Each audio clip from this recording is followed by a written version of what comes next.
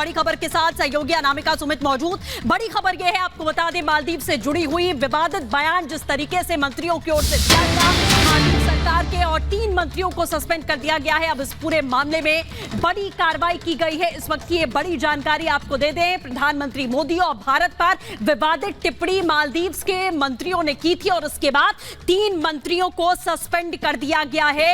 ये बड़ी खबर आपको बता रहे हैं। हालांकि पहले मालदीव की सरकार की तरफ से इस पूरे मामले को लेकर पल्ला झाड़ा गया और कहा गया कि ये व्यक्तिगत तौर पर दिए गए बयान हैं, लेकिन सीधे सीधे आपको बता दें कि अब भारत विरोधी बयान पर बड़ी कार्रवाई हुई है। मालदीव की मंत्री मरियम को सस्पेंड कर दिया गया है, साथ ही 2 और मंत्रियों को सस्पेंड किया गया जिन्होंने इस पूरे मामले में विवादित टिप्पणी की थी भारत और प्रधानमंत्री नरेंद्र मोदी को लेकर।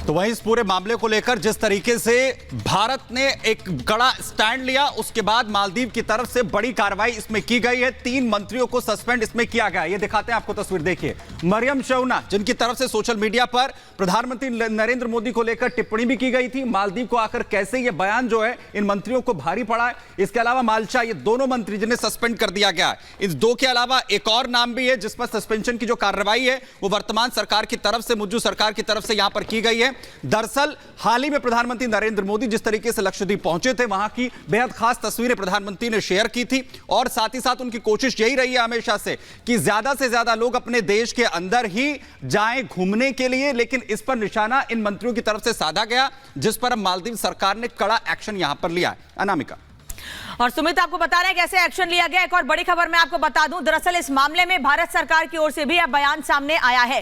विदेश राज्य मंत्री मीनाक्षी लेखी ने कहा है कि भारत विशाल हृदय वाला देश है। मीनाक्षी लेखी कह रही हैं भारत को समझने के लिए बड़ा विशाल दृष्टिकोण चाहिए। मीनाक्षी लेखी ये कह रही हैं और वो कह रही हैं कि भारत को समझने के लिए विशाल दृष्टिकोण चाहिए, भारत को समझना इतना आसान नहीं है। हालांकि इस बयान के बाद जो मालदीव सरकार के मंत्रियों ने दिया था, उसके बाद उनको सस्पेंड जरूर कर दिया गया है, लेकिन एक बड़ा मैसेज भी दुनिया में गया है कि भारत पर इस तरह टिप्पणी करने का क्या नतीजा हो सकता है। सुनिए मीनाक्षी लेखी क्या कह रही हैं।